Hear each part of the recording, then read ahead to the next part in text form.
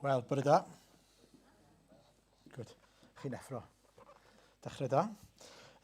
Heddi te, dyn ni'n edrych ar y darn yma sydd yn dilyn mlaen, os nag oeddech chi yma wythnos diwetha, na i jyst llawn nhw mewn chydig o'r gaps i chi. Edrychwch yn ôl eich Beible ar lyg 6 a fe welwch chi yn enwedig nawr te Iesu'n gweinidogaethu mewn pregaeth ei ddisgyblion yn enwedig ond tyrfa fawr o bobl o bobman yna hefyd.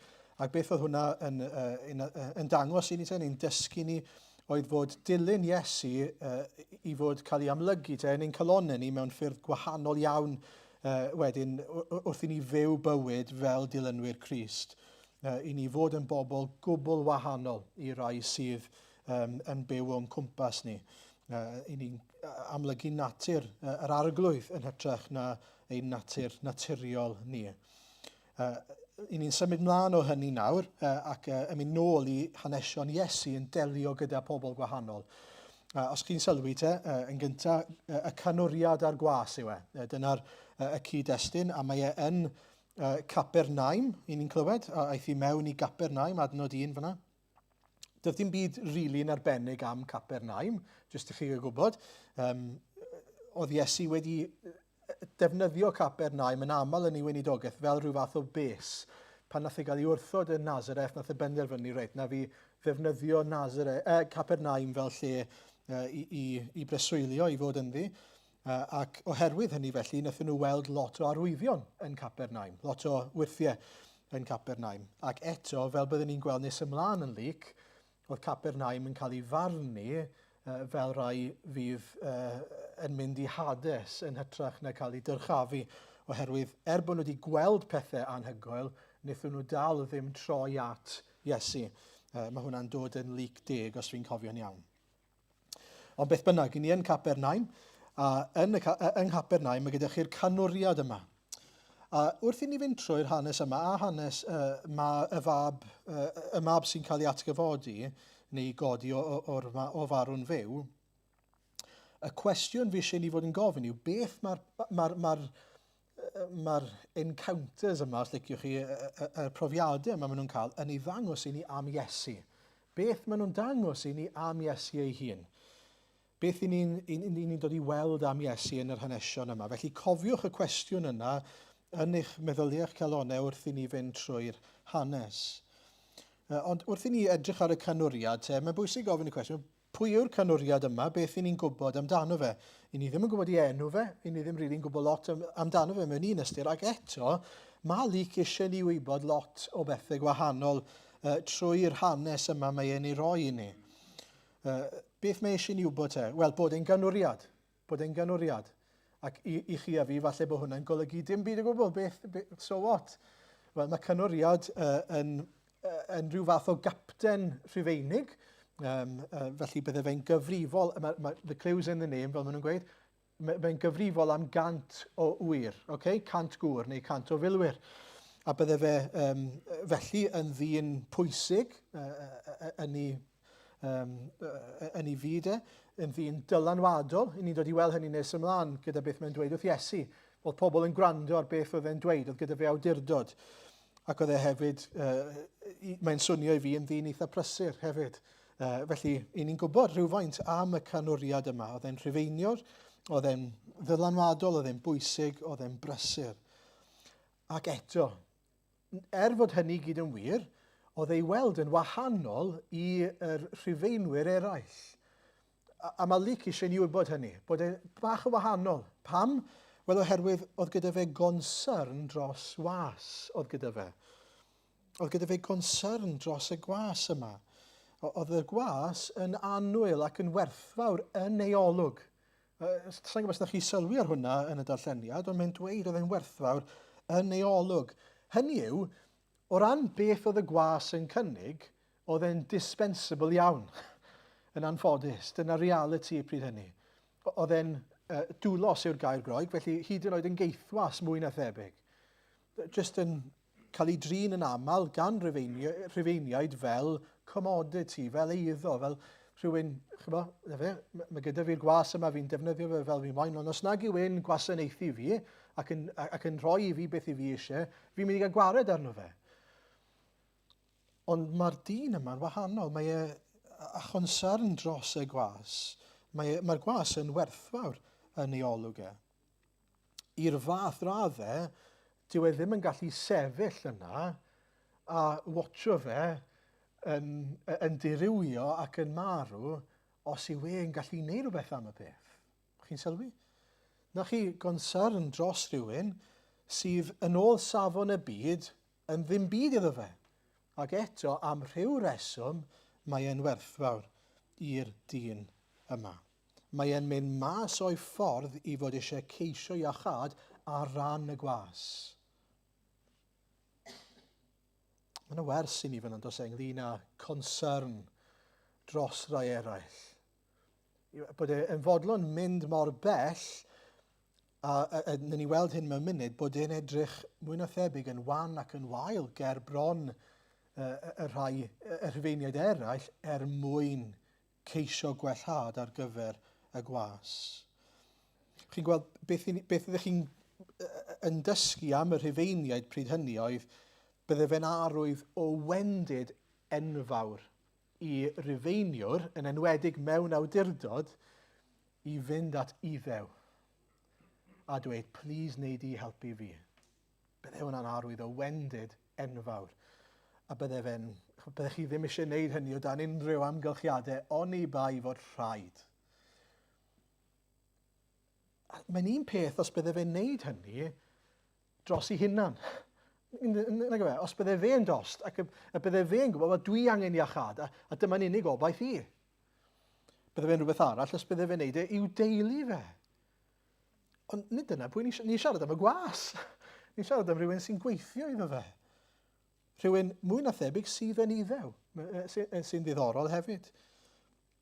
Hynny yw, ddim yn un o'i bobl ei hunan falle, mwy na thebyg. Ac ni'n dod i weld bod y canwriad yma'r fath concern, mae e'n fodlon mynd, edrych yn wael o flaen y rhufeiniaid eraill, gwneud ei hunan yn isel ger bron Iesu, a ceisio help yr iddewon eraill. Hefyd, os chi'n sylwi, mwyn cael at Iesu. Achos dyw e ddim yn mynd yn syth at Iesu. Beth mae'n neud? Mae'n gofyn i'r henuriaid iddewig i fynd ar ei rannau at Iesu. Ac felly mae'n gofyn am ei help nhw.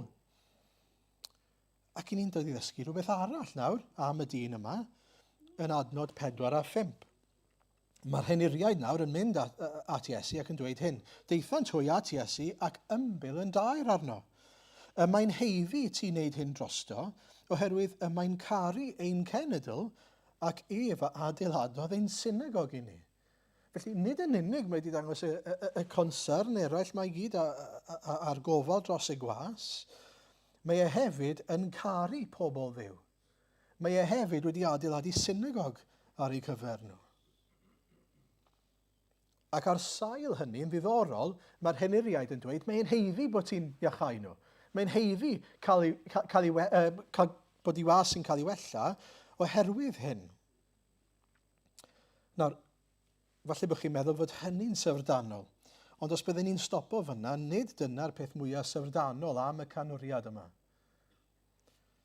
Y peth mwyaf syfrdanol yw agwedd calon y canwriad o flaen Iesu. Ydy mae'n dangos concern a chariad dros y gwas. Ydy mae'n fodlon edrych yn wael o flaen y rhufeiniaid. Ydy mae'n amlwg yn caru'r iddewon ac wedi gwneud dros yr iddewon. Ond am y pwynt mae'n deilwng, mae'n dweud. Mae'n heiddi i ti wneud hyn drosto yn adnod 4. Ydy'r canwriad yn deilwng? Ydy'n heiddi fod Iesu'n dod ac yn ei wella fe?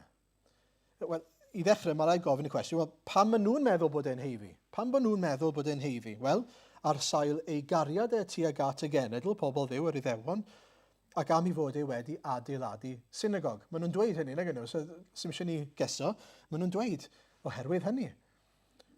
Ond edrychwch ar eiriau'r canwriad ei hunan, adnod 6 a 7. Pan oedd Iesu ar ei ffordd gyda hwy ac eisoes heb fynd ymhell o'r tŷ, anfonodd y canwriad rai o'i gyfeillion i ddweud wrtho, paid a thrafferthu, ser. oherwydd nid wyf yn deilwng i ti ddod dan fy nho. Am hynny bernais nad oeddwn i fy hun yn deilwng i ddod atat, ond dywed air a chaffed fy ngwas ei iachau. Mae'r canwriad nawr yn dweud yn anfon ffrindiau at Iesu cyn fod e'n cyrraedd y tŷ. Ac yn dweud, paid â dod i'r tŷ. Dwi ddim yn heiddi bod ti'n dod i'r tŷ. Ac i weid y gwir, nid yn unig dwi ddim yn heiddi bod ti'n dod i'r tŷ, dwi ddim yn heiddi bod fi'n dod ato ti ac yn gofyn. Dyna pam fi'n anfon fy ffrindiau. Adnod 7, am hynny bernais nad oeddwn i fy hun yn deilwng i ddod atat. Pwy ydw i, mae'r canwriad pwysig, dylanwadol yma yn dweud, pwy ydw i ddod ger dy fron di? Beth gallai fe di dweud? Gallai fe di dweud, wyt ti'n gwybod pwy ydw i? Fi yw'r canwriad. Fi yw'r un sydd wedi caru dy genedl di. Fi yw'r un sydd wedi adeiladu synagog i chi. Come on, brysio. Dyle bod ti'n rhedeg ato fi i'r tŷ. Ond nid dyna agwedd i galon e o gwbl. Pam te? Wel, yr unig esboniad yw fod e wedi dod i ddeall pwy yw Iesu. Bod e wedi dod i weld rhywbeth o sancteiddrwydd a gogoniant Iesu Grist. Oherwydd wrth i ni ddod i weld sancteiddrwydd a gogoniant Iesu Grist, mae e'n, fel petai ni'n edrych wedyn ar ein hunain ac yn gweld pwy ydw i.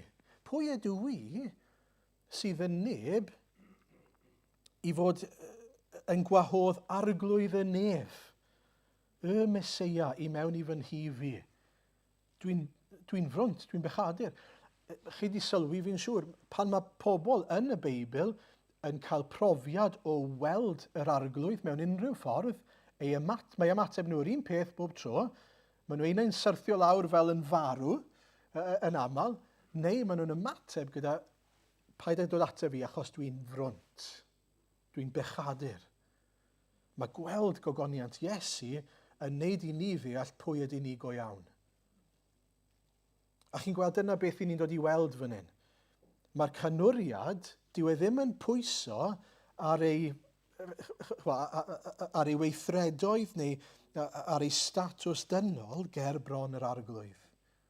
Dyw e ddim yn treol hawlio fod Iesu Grist yn dod ac yn gwneud beth mae e'n meddwl sydd yn dda, oherwydd beth mae e wedi gwneud dros y genedl, dros yr Iddewon. Na, i'r gwrthwyneb, mae'n dweud, dwi ddim yn heiddi bod ti'n dod. Dwi'n anheiddiannol. A mae'r un peth yn wir i ni.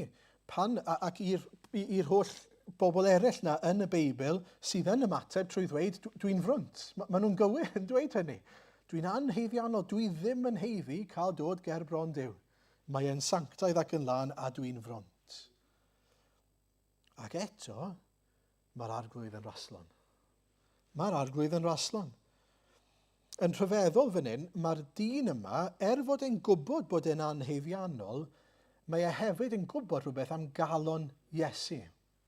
Mae'n gwybod rhywbeth am galon Iesu. Mae e fel petai yn gwybod, os bydde Iesu'n ymwybodol o'r sefyllfa, bydde fe eisiau iachau y dyn. Chi'n gweld, gallai'r dyn yma wedi dod i gasgliad gwahanol. Dyma be fi'n golygu gan hynny. Gallai fe wedi dweud, wel, dwi'n ganwriad, mae gen i was sydd yn dost, a mae e'n bwysig i fi, mae'n werthfawr yn yngolwg i, ond dwi'n anheiddiannol i ddod ger bron Iesu, yr unig un sy'n gallu helpu fe. Felly, na fe, tuff. Sy'n byd allai wneud am y peth, achos dwi ddim yn heiddi cael dod ger bron Iesu. Ond chi'n gweld, nid beth sy'n bwysig i'r dyn yma yw dod ger bron Iesu, beth sy'n bwysig i'r dyn yma yw gweld y gwas yn profi rhywbeth o ras Iesu Grist, o dosturi Iesu. A felly beth mae'n neud, mae'n meddwl iddo fe hyn yn reit, oes na workaround fan hyn, oes na ffordd allai ddod â Iesu at y gwas, heb bod fi hyd yn oed yn cyrraedd y lle yna. A dyna sy'n digwydd, mae e'n danfon yr henuriaid, ac yna mae e'n danfon ei ffrindiau at Iesu. Sa'n gwybod os chi wedi sylwi, ond yn y stori mae gyd, dyw'r canwriad ddim yn cwrdd â Iesu. Ddim unwaith. Trwy'r hanes i gyd, dyw nhw ddim wyneb yn wyneb gyda'i gilydd. Chi sylwi? Mae'r cyfan yn digwydd trwy bobl eraill.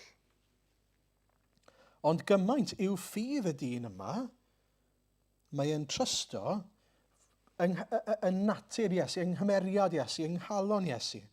A be mae'n dweud yw, arglwydd, fi'n trysto bod ti nid yn unig yn abl, ond yn dymuno iachau y gwas am dy fod ti'n dduw tosturi. A felly mae'n dweud rhywbeth eitha anhygoel nag yw e. Mae'n dweud, dywed air, ond dywed air, a bydd fy ngwas yn cael ei iachau. Wyt ti'n fodlon, please, arglwydd Iesu, just dweud gair a geid i dy iachau. Geith ei iachau. Ac yn ddiddorol, mae'n defnyddio esiampl ei swydd ei hunan, swydd y cynwriad. Mae'n dweud, achos pan o'n ni, pan dwi yn gwneud fy ngwaith, dwi'n dweud wrth bobl cerf yna, cerf yn un, cerf yn draw, a maen nhw'n gwrando arna i. A pan dwi'n arwain, pan dwi'n rhoi gorchymyn i'r gwas, dwi'n dweud gwna hyn a mae'n neud e. Pan bod e'n dweud hynny wrth Iesu? Mae'n dweud, dywed air, achos dyma sy'n digwydd pan dwi'n gwneud hyn. Beth mae'n darlunio, a beth mae'n dweud yw, fel mae e mewn awdurdod canwriad, gyda awdurdod dros y gwas, mae gan yr arglwydd Iesu awdurdod dros gorff y dyn yma. Mae gan Iesu y fath rym ac awdurdod, nes os yw e'n dweud gwella, bydd e'n gwella. Chi'n deall? Iesu yw capten y dyn yma, y gwas yma. Iesu yw'r un sydd ag awdurdod dros ac sydd yn gyfrifol dros y dyn yma. A mae'n dweud, fi'n gwybod hynny, ac felly fi'n ceisio ti, os gweli di'n dda, i dosturio ti ag at y gwas yma. Dyna pam mae Iesu'n ymateb nes ymlaen trwy ddweud, sa'i di gweld neb a gymaint o ffydd.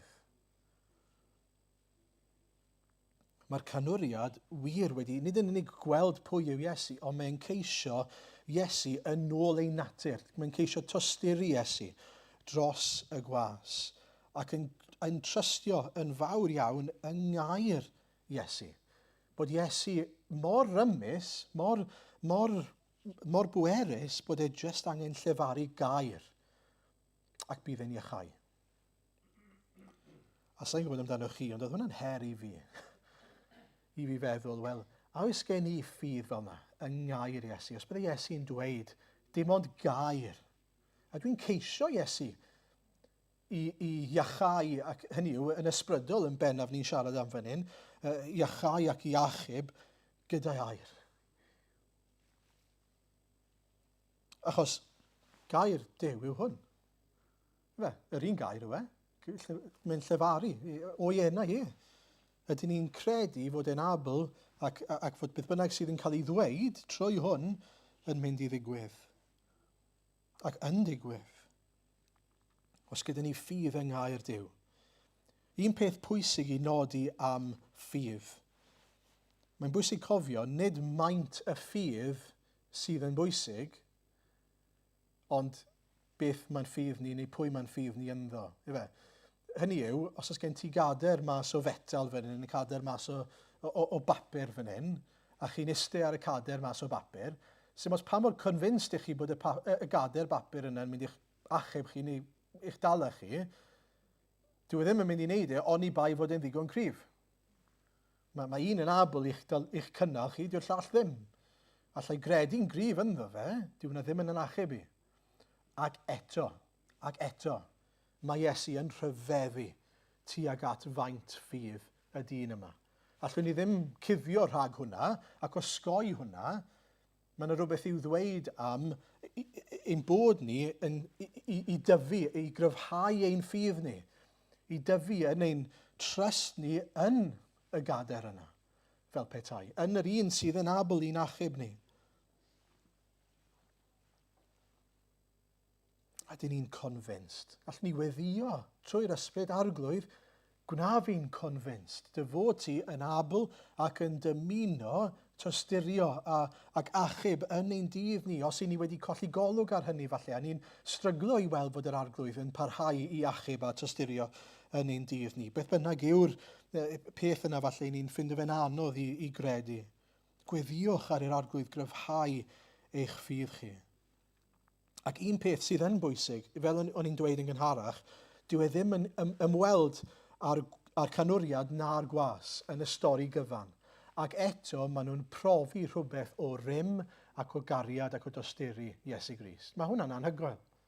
Dyw e ddim yn ymweld â'r gwas a dyw e ddim yn gweld y canwriad. Adnod 10, wedi rhai a anfonwyd ddychwelyd i'r tŷ, cawsant y gwas yn holliach.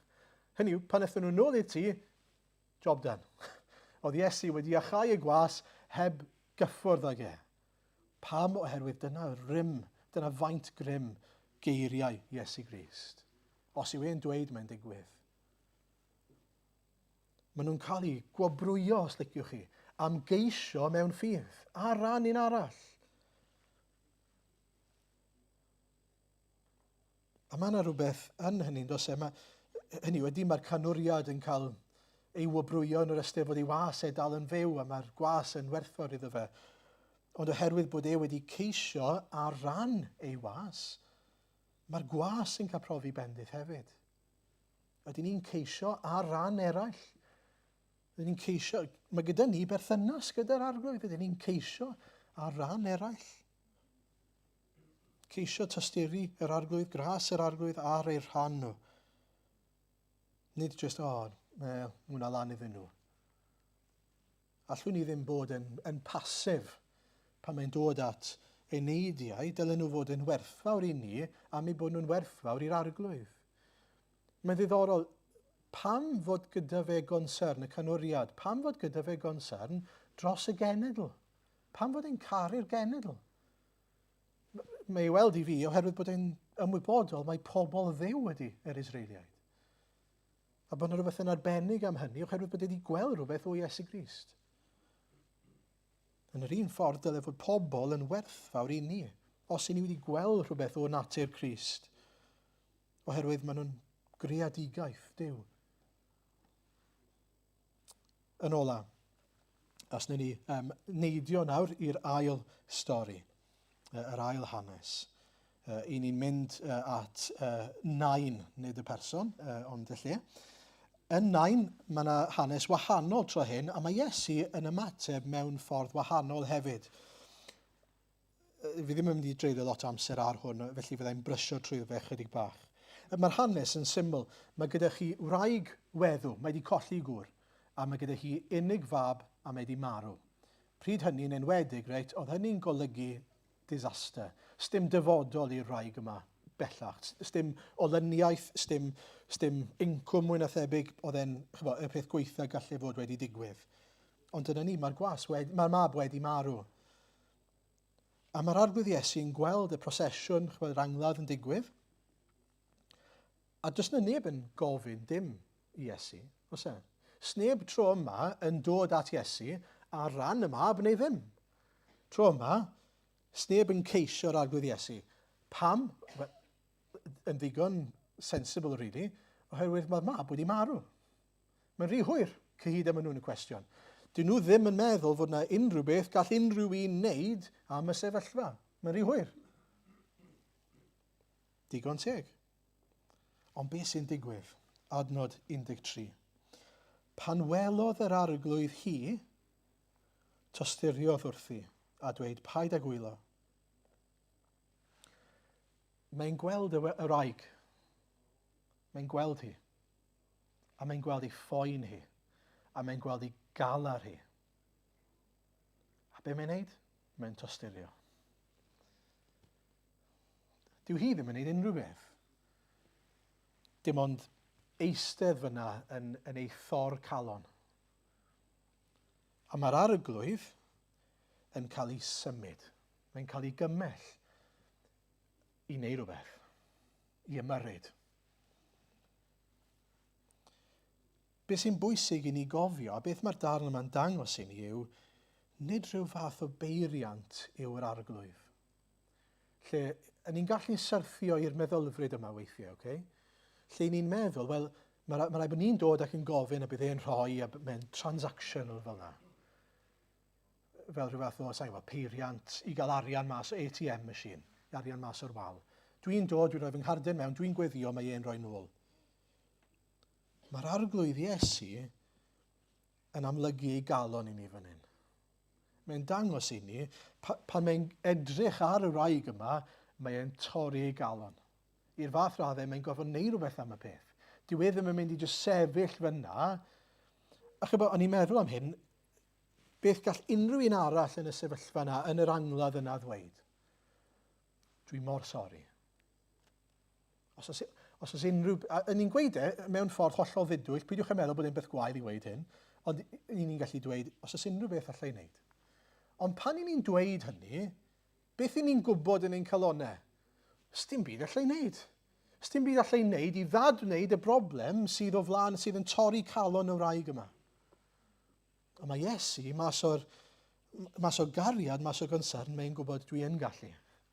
Dwi'n gallu dadwneud yr hyn sydd wedi digwydd fan hyn, achos fel yr un sydd wedi llefaru iachad i'r gwas, dwi hefyd yn gallu llefaru bywyd yn ôl mewn i'r mab yma.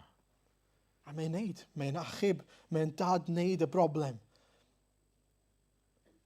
Mae'n mynd at y bachgen, mae'n dweud wrtho fe i godi, a mae e'n codi fy machgen. Rwy'n dweud wrth it cod adnod 14.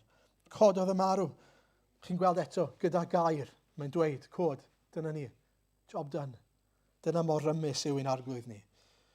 Ac wrth i hynny ddigwydd, mae e'n codi ac yn dechrau siarad, a mae Iesu'n mynd â fe at ei fam. Na chi ryfeddod yw bod e'n caru gymaint fod e'n fodlon achub yma, bod e'n dymuno, mae'n cael ei symud i achub y mab yma.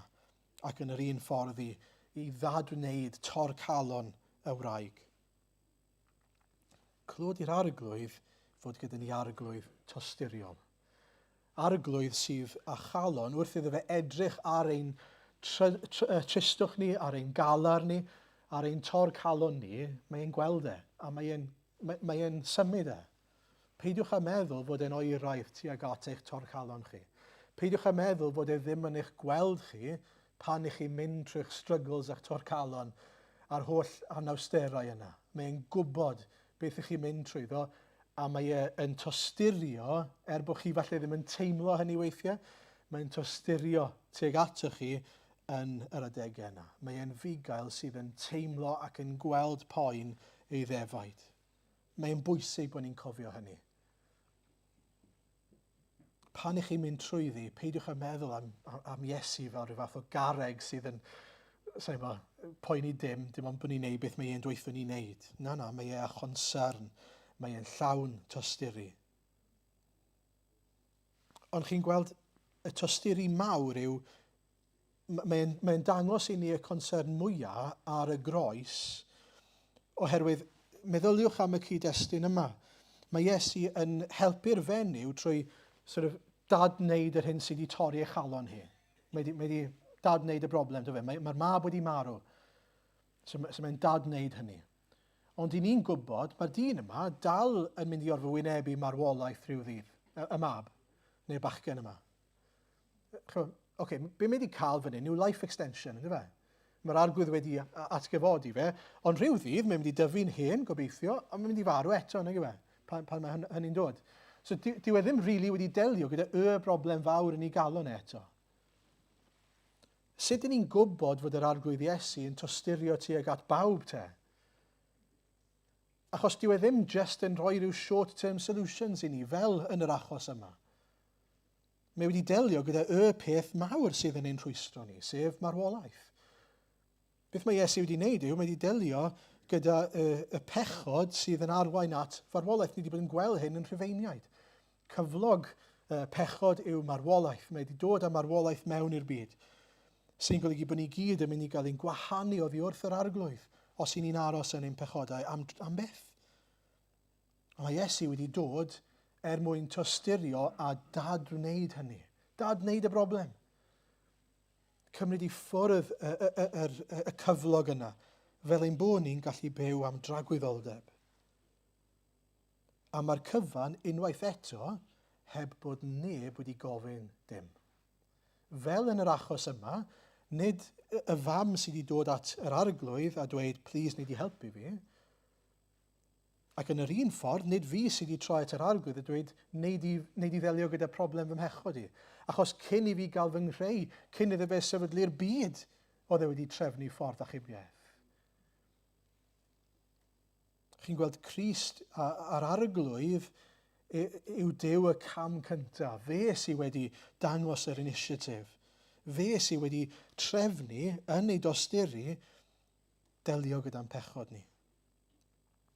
Felly clod i'r arglwydd fod ei dosturi fe ddim yn ddibynnol arno ni.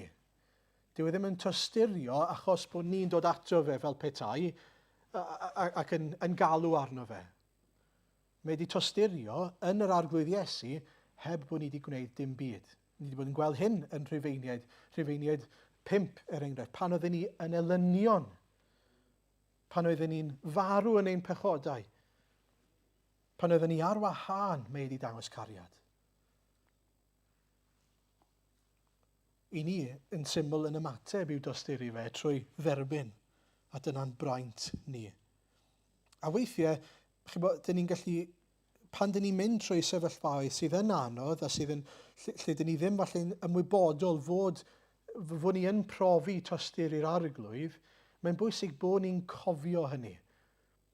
Mae'r arglwydd nid jyst yn dod mwyn rhoi rhyw quick fix bach i ddelio gyda'n sefyllfaoedd ni nawr, mae wedi dod i ddelio gyda broblem fawr sydd yn ein gwahanu ni oddi wrtho fe. Lle nawr mae gyda ni access at yr un ac i ni'n eiddo i'r un sydd yn arglwydd y bydysawd, sydd yn dduw cariad, sydd yn ablu ddelio gyda ac yn arwain mewn ffordd perffaith. Felly, ydyn ni yn eiddo fe? Ydyn ni wedi derbyn y tosturi yna? Ydyn ni'n llawenhau yn ein harglwydd ni? Fel ni'n gofyn ar y dechrau, cwestiwn pwysig yw beth mae'r darn yma'n dangos i ni am yr arglwydd Iesu? Beth mae'n dangos i ni? Mae'n dangos lot i ni mewn gwirionedd. Mae'n dangos i ni fod yn un yn ei galon ei hun sydd wedi cael ei symud i ymyrryd ac i dosturio. Clod i'r arglwydd am hynny. Mae wedi amlygu'r ffaith fod e'n un sy'n werth rhoi ffydd ynddo, fel mae'r canwriad yn gwneud. Mae wedi rhoi ffydd ynddo fe, mae gyda fe ffydd mawr. Ac wrth iddo fe rhoi ffydd yn yr arglwydd Iesu, mae'n cael ei wobrwyo am hynny. Achos mae'n digwydd gyda'i air. I ni'n gweld rhywbeth o awdurdod Crist dros ei greadigaeth. A gyda gair, mae'n gallu iachau person, gyda gair, mae'n gallu atgyfodi person. Ac yn ola, dyw e ddim just wedi dod mwyn rhoi short-term fix. Fod e'n dangos tosturi fan hyn, wrth i ni edrych ar y fam a'r mab, mae'n bwysig cofio rhagflas yw hwnna. Rhyw tamau di aros pryd ar gyfer yr hyn sydd i ddod. Mae'n rhyw fath o rhagflas o beth mae'r arglwydd Iesu wir wedi dod i wneud yn y pen draw, sef marw ar groes, i ddelio gyda'r un peth yna sydd yn ein rhwystro ni rhag adnabod yr arglwydd am dragwyddoldeb.